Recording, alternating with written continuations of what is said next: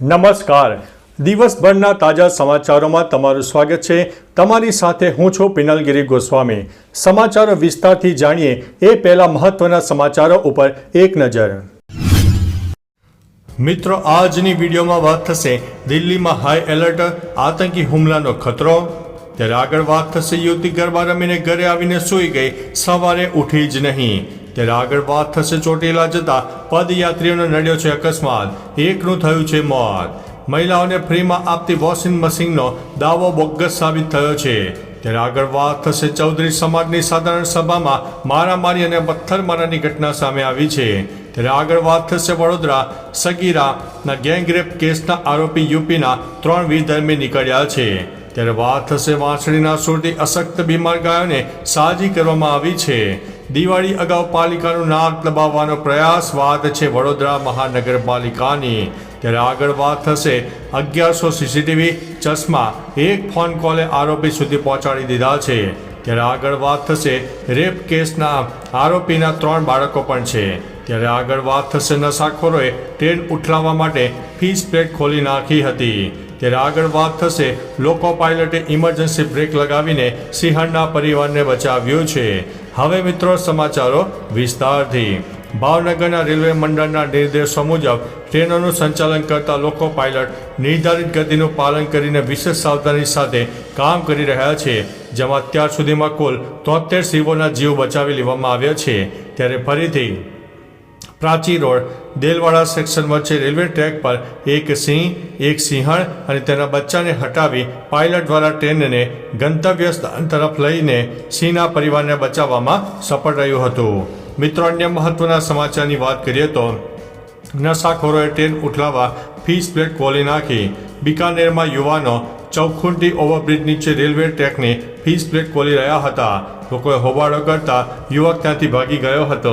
આ અંગે રેલવે અધિકારીઓ અને SFFને જાણ કરવામાં આવી હતી. રાજસ્થાનમાં 44 દિવસમાં ચોથી વખત ટ્રેનને પલટી નાખવાના ષડયંત્રનો મામલો બહાર આવ્યો છે. ફીસ પ્લેટ ખોલનાર છોકરાઓ મળ્યા નથી. રેલવે આ અંગે ઘટનાને નજીકના નશાખોરોનું કામ ગણાવ્યું છે. મિત્રો, અન્ય મહત્વના સમાચારની વાત કરીએ તો રેપ કેસના આરોપીના 3 બાળકો છે. મુમતાજ ઉર્ફે આફતાબ સુબેદાર બંજારા, ઉંમર વર્ષ 36, એકતાનગર કિસ્મત ચોકડી પાસે કાળી તલાવડી તાંદલજા વડોદરામાં રહે છે. તેનું મૂળ વતન ઉત્તર પ્રદેશ છે. તે ધોરણ 7 સુધી ભણ્યો છે અને આશરે 14 વર્ષ પહેલાં ઉત્તર પ્રદેશથી કામ ધંધા માટે વડોદરા આવ્યો હતો. તે તાંદલજા ખાતે ભાડાના મકાનમાં પોતાની પત્ની અને 3 બાળકો સાથે રહે છે. આરોપી વડોદરામાં POPનું કામ કરે છે. આ આરોપી પકડાયેલ આરોપી મુન્ના બંજારાના ભાઈનો સહારો થાય છે. મિત્રો, અન્ય મહત્વના સમાચારની વાત કરીએ તો નવરાત્રિના બીજા નોરતે ગેંગરેપ કરનારા સંસ્કારી નગરીના રાક્ષસોને ક્રાઇમ બ્રાન્ચે ઝડપી પાડ્યા છે. 5 આરોપી પૈકી 3 ઉત્તર પ્રદેશના વિધર્મી હોવાનું સામે આવ્યું છે. ગરબા રમવા નીકળેલી 16 વર્ષની સગીરા તેના મિત્ર સાથે વડોદરાના ભાયલી બિલ રોડ વિસ્તારમાં બેઠી હતી. ત્યારે 3 નરાધમે તેના મિત્રને ગોંધી રાખીને સામૂહિક દુષ્કર્મ આચર્યું હતું, જ્યારે 2 આરોપી ભાગી ગયા હતા. મિત્રો, અન્ય મહત્વના સમાચારની વાત કરીએ તો વડોદરા મહાનગરપાલિકાની બહાર 500થી વધુ હંગામી કર્મચારીઓ પોતાની પડતર માગણીઓને લઈને ધરણા ઉપર ઉતર્યા હતા. સવારથી જ કર્મચારીઓ કોર્પોરેશન સંકુલની બહાર ધરણા કરી રહ્યા છે. તહેવારો ટાણે જ પાલિકાના હંગામી કર્મચારીઓ ધરણા પર ઉતરી ગયા હતા. વર્ષોથી કોન્ટ્રાક્ટ પર કામ કર્યું હોવા છતાં કાયમી ન કરતા વિરોધ વ્યક્ત કરવામાં આવ્યો છે. મિત્રો, અન્ય મહત્વના સમાચારની વાત કરીએ તો નડિયાદના પિતા પુત્ર વાંસળીના સૂર રેલાવીને અશક્ત અને બીમાર ગાયોને સારવાર આપી છે. તેમણે અત્યાર સુધીમાં 1 લાખથી વધુ ગાયોને આ થેરેપીથી સ્વસ્થ કરી છે. નડિયાદના નરેશ ઠક્કર છેલ્લા 25 વર્ષથી વિવિધ ગૌશાળાઓમાં કુદરતી સાનિધ્યમાં ફરતી ગાયોને વાંસળીના સૂર સંભળાવીને તેનું હિલિંગ કરે છે. પિતા પુત્રની આ જોડી અત્યાર સુધીમાં 1 લાખથી વધુ ગાયોને વાંસળીના સૂર રેલાવીને હિલિંગ કરી ચૂકી છે. મિત્રો, અન્ય મહત્વના સમાચારની વાત કરીએ તો વડોદરા ગેંગરેપ કેસના 3 આરોપીઓ મૂળ યુપીના હોવાનું સામે આવ્યું છે અને 3 વિધર્મી હોય તેવી તપાસમાં સામે આવ્યું છે. જેમાં મુન્ના અબ્બાસ બંજારા 10 વર્ષ પહેલા ઉત્તર પ્રદેશથી કામ ધંધા માટે વડોદરા આવ્યા હતા અને વડોદરામાં પીઓપીનું કામ કરે છે. જો કે આરોપી પોતાની પત્ની સાથે રહે છે. હજી આ કેસના 2 આરોપીઓ ફરાર હોવાનું પણ સામે આવ્યું છે, જેઓની શોધખોળ ચાલુ છે. મિત્રો, અન્ય મહત્વના સમાચારની વાત કરીએ તો ચૌધરી સમાજની સાધારણ સભામાં પથ્થરમારો અને મારામારીની ઘટના બની હતી.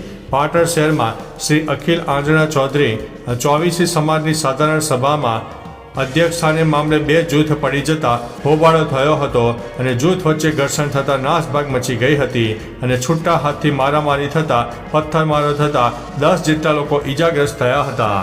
મામલો ઉગ્ર ન બને તે માટે પોલીસ બોલાવવાની ફરજ પડી હતી, જે બાદ પોલીસે ઈજાગ્રસ્તોના નિવેદન લઈને કાર્યવાહી હાથ ધરી છે.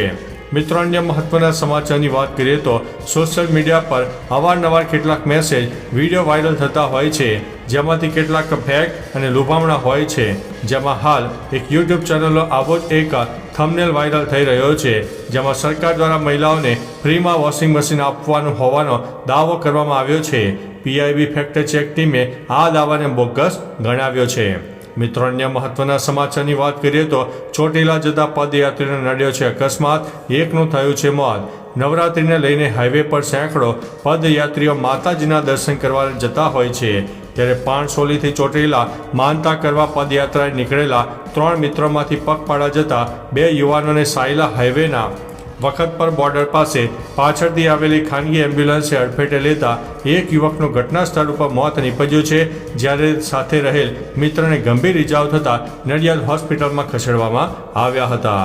મિત્રો, અન્ય મહત્વના સમાચારની વાત કરીએ તો યુવતી ગરબા રમીને ઘરે આવીને સૂઈ ગઈ, સવારે ઉઠી જ નહીં. મહીસાગરથી કરુણ સમાચાર સામે આવ્યા છે. બાલાસિનોરમાં 22 વર્ષની યુવતી નવરાત્રિમાં ગરબા રમીને આવીને સૂઈ ગઈ હતી, જે બાદ સવારે ઉઠી જ નહીં. સવાર પડતા પરિવારે તેને ઉઠાડી, છતાં તે ઉઠી નહીં. પરિવારના લોકોએ યુવતીને હોસ્પિટલ લઈ ગયા હતા, જ્યાં તેને મૃત જાહેર કરવામાં આવી હતી. પરિવારમાં શોકનો માહોલ પણ છવાયો હતો. મિત્રો, અન્ય મહત્વના સમાચારની વાત કરીએ તો દિલ્હીમાં હાઈ એલર્ટ, આતંકી હુમલાનો ખતરો.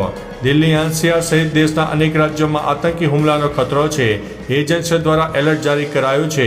આતંકવાદીઓ ભીડભાડવાળા વિસ્તારો, ઇઝરાયલની દૂતાવાસ, વિદેશી અવરજવર ધરાવતા વિસ્તારો, અન્ય ધાર્મિક સ્થળોને નિશાન બનાવી શકે છે. આ ઇન્ટેલિજન્સ એલર્ટ નવરાત્રિથી લઈને દિવાળી સુધી જારી કરવામાં આવ્યું છે. આતંકવાદીઓ દિવાળી કે રામલીલા દરમિયાન મોટી તબાહી પણ કરી શકે છે. તો ચાલો મિત્રો, ફરીથી દેશ અને દુનિયાના સુપરફાસ્ટ સમાચાર લઈને મળતા રહીશું. ત્યાં સુધી અમને રજા આપશો. નમસ્તે.